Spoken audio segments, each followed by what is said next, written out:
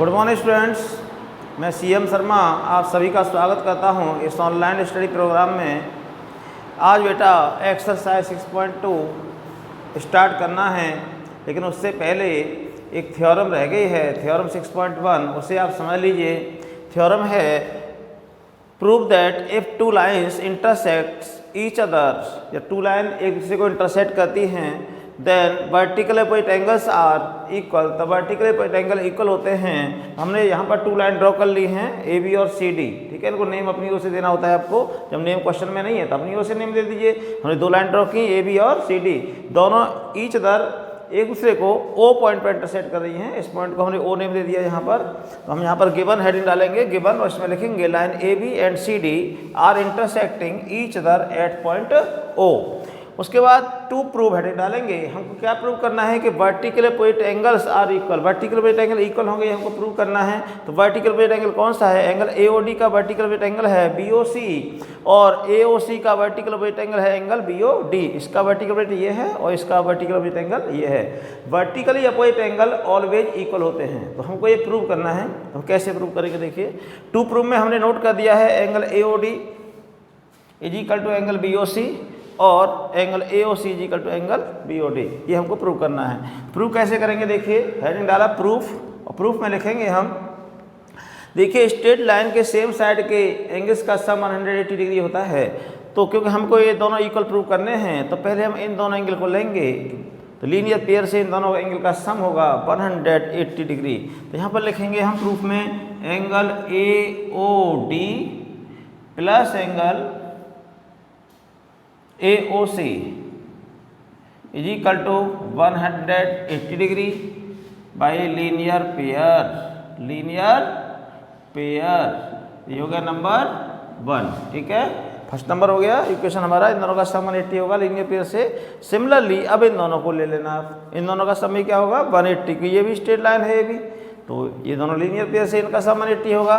And angle AOC plus angle BOC is equal to 180 degree by linear pair. ये हो गया हमारा second equation, ठीक है।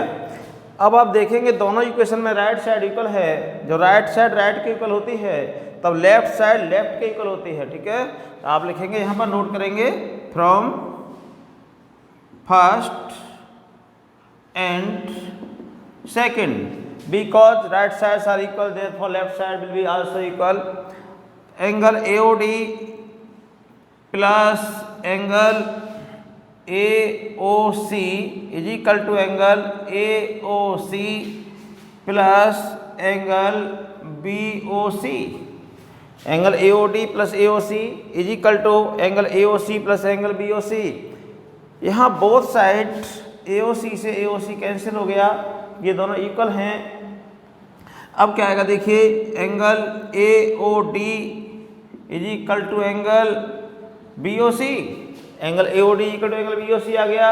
यही हमको प्रूव करना था, हैंस प्रूव्ड। आया बेटा समझ में? सिमिलरली हम, जैसे अभी हमने यहाँ पर AOD और BOC को इक्वल प्रूव किया है, सिमिलरली हम एंगल AOC और BOD को भी इक्वल प्रूव कर सकते हैं। उसी तरह से सेम, जैसे ये दोनों एंगल इक्वल प्रूव करने हो, तब आप इन दोनों का सम 180 लिख लें और इन दोनों का सम 180 लिख लें, ठीक है। वैसी दो इक्वेशन बन जाएगी। उसी तरह से नोट करेंगे, कैंसिल हो जाएगा, ये इसके इक्वल आ जाएगा, ये कैंसिल हो जाएगा वहाँ पर, ठीक है। तो आपकी समझ में आ गया होगा बेटा। तो ये थ्योरम रह गई थी जो मैंने आपको समझा दी है, और इससे आगे अब नेक्स्ट एक्सरसाइज की तैयारी करेंगे आप। तो नेक्स्ट एक्सरसाइज में क्या है? सबसे पहले नेक्स्ट एक्सरसाइज में पैरेलल लाइन से रिलेटेड पॉइंट है, आर्टिकल है। आपको पता है कि जब टू लाइन पैरेलल होती हैं, तब वो कभी भी ईच अदर इंटरसेक्ट नहीं करती हैं। और यदि लाइन पैरेलल नहीं है, नॉन पैरेलल लाइन है, तब वो लाइनें वन पॉइंट पर इंटरसेक्ट करती हैं। तो ये एक्सरसाइज कंप्लीट होने के बाद में अब जो पॉइंट है अपना, वो है parallel lines, two parallel lines. जब टू लाइन पैरेलल होती हैं, तो उन दोनों लाइन के between perpendicular distance each point पर इक्वल होती है। ये आप सभी को लर्न होगा ठीक से। Parallel lines and transversal. हाँ बच्चों, अब आइए देखते हैं next point, parallel lines and transversal line. Transversal line, parallel lines and a transversal line, ठीक है। तो इसमें पैरेलल लाइन और एक ट्रांसवर्सल लाइन है, तो इसका क्या मतलब है देखिए यहाँ पर, देखिए ये टू लाइन पैरेलल लाइन है। कैसी लाइन है? पैरेलल। इधर बनाते हैं, देखिए यहाँ पर एक लाइन ये है और एक और लाइन हमने ले ली, ये टू लाइन पैरेलल लाइन है। इसको हमने ए बी नेम दे दिया और इसको नेम दिया बेटा सी डी, ठीक है। A B and two C D two parallel line है, ये मान लेते हैं कि पैरेलल है। इन दोनों लाइन को कोई एक लाइन आकर के इंटरसेक्ट करती हुई जाती है इस तरह से, तो इस लाइन को हम ट्रांसवर्सल लाइन कहते हैं, ठीक है। टी से नोट कर देते हैं इसको, नेम तो कुछ भी हो सकता है, अभी ई एफ भी लिख सकते हो आप इस पर, है ना। तो ये पैरेलल लाइन है और जो दोनों पैरेलल लाइन को लाइन इंटरसेक्ट कर रही है इसको कहते हैं हम ट्रांसवर्सल लाइन, ठीक। जब ट्रांसवर्सल लाइन दोनों लाइन को इंटरसेक्ट कर रही है तब इसमें कुछ एंगल बन रहे हैं, उन एंगल्स को आपको समझना है यहाँ पर, कि जब तक आप ये एंगल नहीं समझेंगे आने वाली एक्सरसाइज सॉल्व नहीं होगी, इसलिए आपको ठीक से पॉइंट्स को समझना है। तो देखिए यहाँ पर एक तो एंगल ये बना है और एक एंगल इधर बन गया है, वन एंगल ये बना है और ये भी एंगल है। फोर एंगल उस पॉइंट पर बने हुए हैं और फोर एंगल यहाँ बने हुए हैं। देखिए इन एंगल्स को मैं नेम दे देता हूँ, मान लेते कि एंगल 1 है, ये 2 है, ये 3 है और ये 4 है, 5, 6, 7 और 8, ये 8 एंगल बने हुए हैं यहाँ पर। जैसे एंगल है, इस एंगल को मैंने नेम दे दिया है एंगल 1, इसको नेम दे दिया एंगल 2, एंगल 3, एंगल 4, कोई भी नंबर कहीं भी डाल सकते हैं, इससे हमें इजी रहता है एंगल का नेम लिखने में, है ना।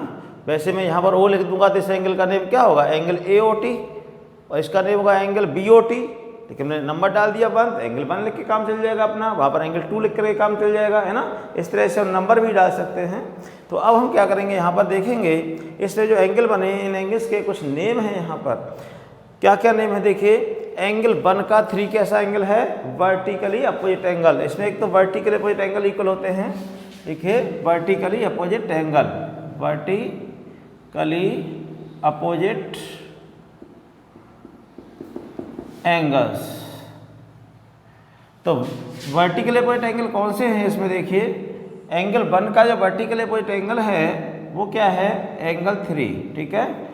Vertical opposite angle always equal होते हैं, तो 1 का वर्टिकल अपोजिट एंगल है 3 और 2 का वर्टिकल अपोजिट एंगल है एंगल 4।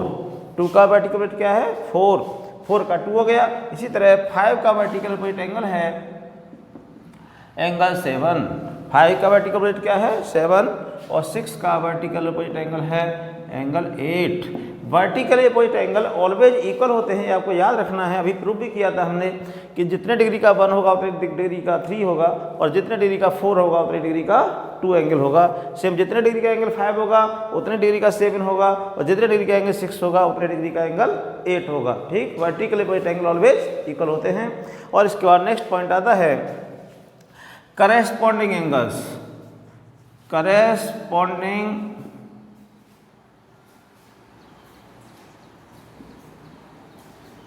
एंगल्स।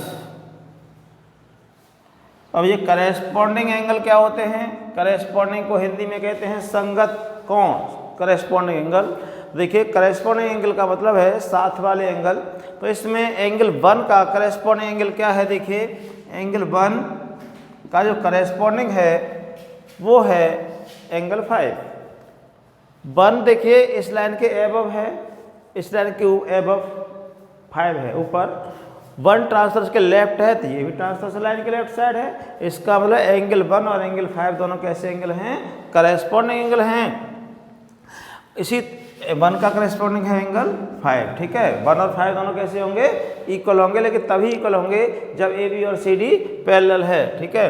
मैं यहाँ पर एंड लगा लिख देता हूँ करेस्पॉन्डिंग एंगल में एंगल 1 एंड एंगल 5, ठीक है, ये करेस्पॉन्डिंग एंगल हैं। और एंगल 2 का करेस्पॉन्डिंग एंगल क्या है बताइए।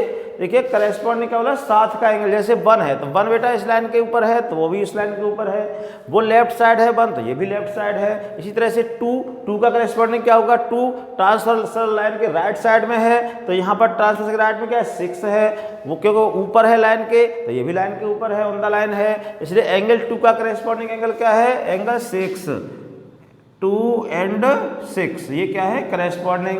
अब बताइए एंगल 3 का करेस्पॉन्डिंग एंगल क्या है, एंगल 3 एंड एंगल 3 का करेस्पॉन्डिंग क्या होगा बताइए 7, क्योंकि 3 उस लाइन के बिलो नीचे है तो इसके बिलो क्या है 7 है, वो ट्रांसवर्सल के राइट साइड में है तो ये भी राइट साइड में है, इसका मतलब 3 का करेस्पॉन्डिंग एंगल है एंगल 7 और एंगल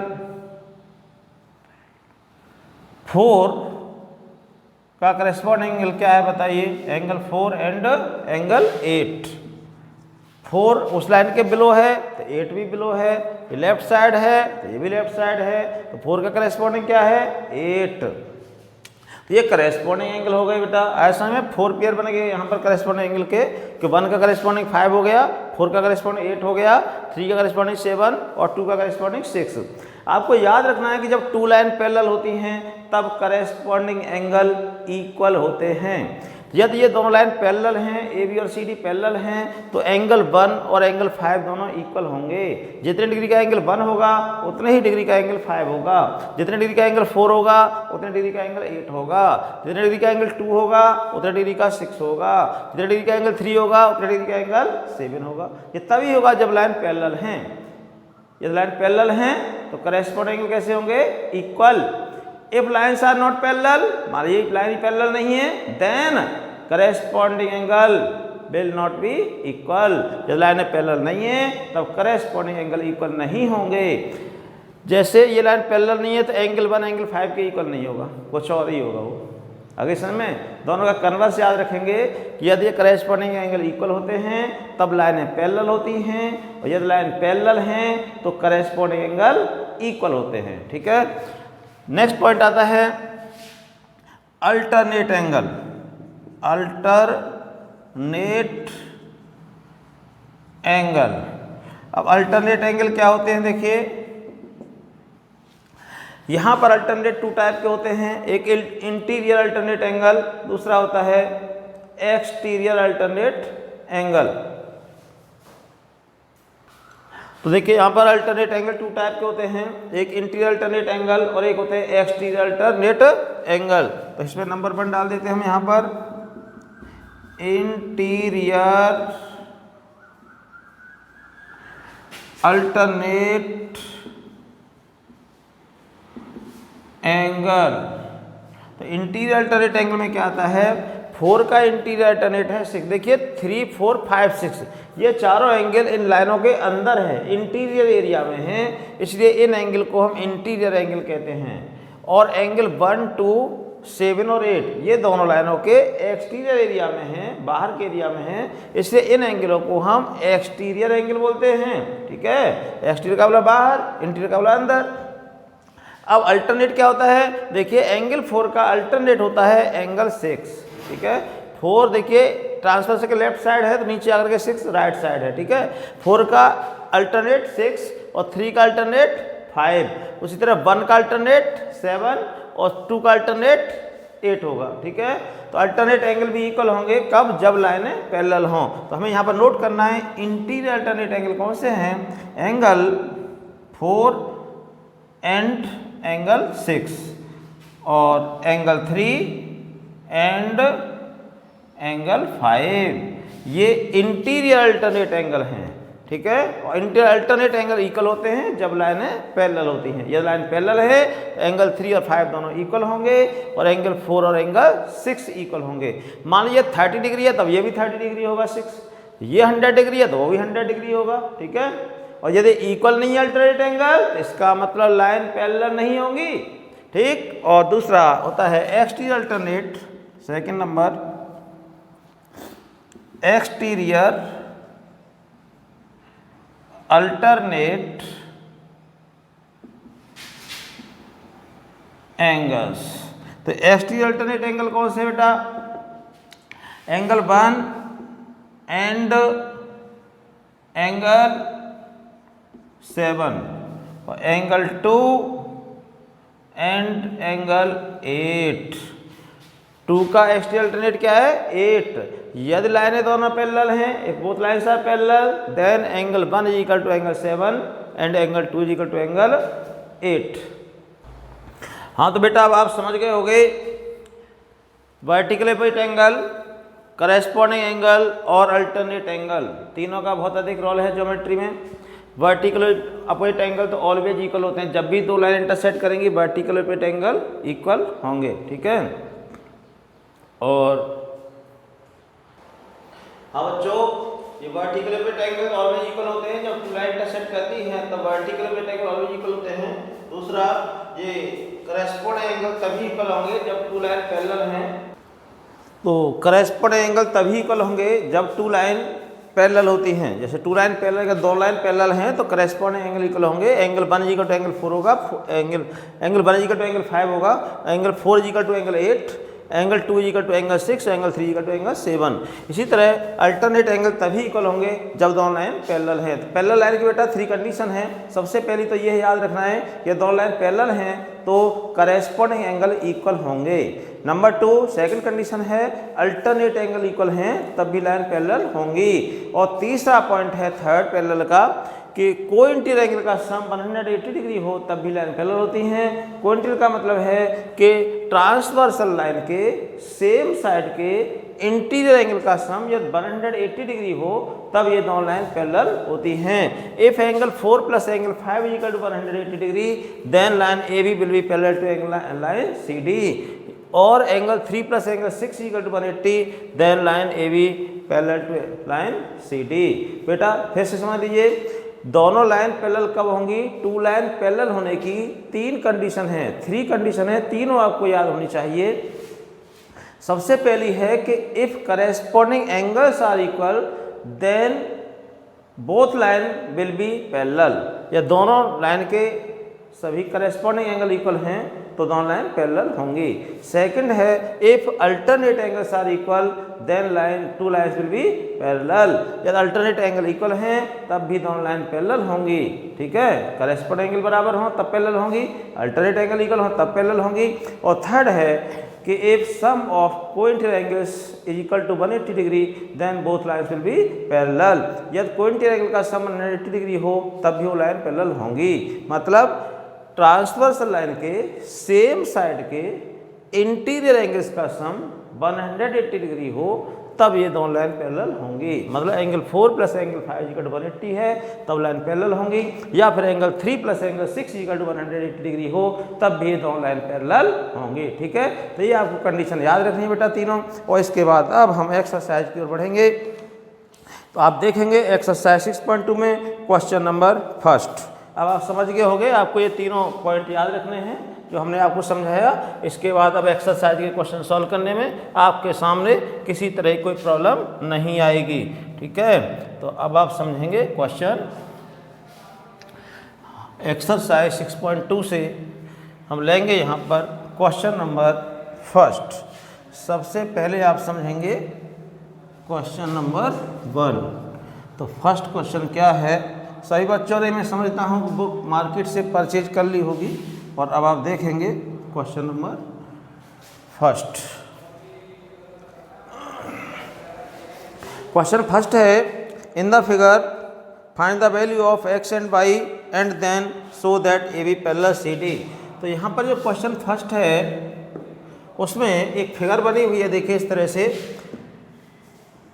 एक लाइन ये इस तरह जा रही है, ए बी इसका नेम है, और सेकंड लाइन है सी डी, एक ट्रांसवर्सल लाइन इनको दोनों लाइन को इंटरसेक्ट करती हुई जा रही है इस तरह से। यहाँ पर एंगल बना है x और ये एंगल है 50 डिग्री। और ये एंगल 130 डिग्री और इधर y डिग्री, y लिखा हुआ है, ठीक है। और बस यही है। क्वेश्चन में है कि in the figure find the value of x and y and then so that A B parallel C D. आपको इस फिगर में x और y की वैल्यू फाइंड करनी है और उसके बाद ये प्रूव भी करना है कि ए बी और सी डी पैरेलल हैं। x और y की वैल्यू फाइंड करना है आपको, तो क्या करेंगे, देखिए ये लीनियर पेयर से दोनों का सम क्या होगा, 180 degree x plus 50 is equal to 180 by linear pair. It means x is equal to 180 minus 50, x is equal to 130 degree. तो बेटा एक आंसर तो ये आ गया, x की वैल्यू फाइंड करनी थी। दूसरा हमें y की वैल्यू फाइंड करना है, तो y क्या होगा, y is equal to 130 degree. इसका रीजन लिखना होगा vertically opposite angle, vertically opposite angle, ठीक है। तो ये y आ गया। अब आप देखेंगे यहाँ पर x और y की दोनों वैल्यू इक्वल हैं, because x is equal to y, x बराबर क्या है, y आया है, but these angles are, but these angles are alternate angle, alternate angle, therefore A B parallel C D. देखिए x और y दोनों वैल्यू इक्वल आई हैं, और क्योंकि ये दोनों ही अल्टरनेट एंगल हैं इसलिए A B parallel C D होगी, और हैंस प्रूव्ड। हमें ये प्रूव करना था कि A B parallel C D है, तो क्योंकि अल्टरनेट एंगल इक्वल हैं इसलिए A B parallel C D हो गया, हैंस प्रूव्ड हो गया। ऐसा में बेटा आज का बार यही रहेगा इस वीडियो में, ये पॉइंट ठीक से समझ लें आप, और आने वाली वीडियो में हम आने वाले और क्वेश्चन समझाएंगे। Thank you very much, okay bye.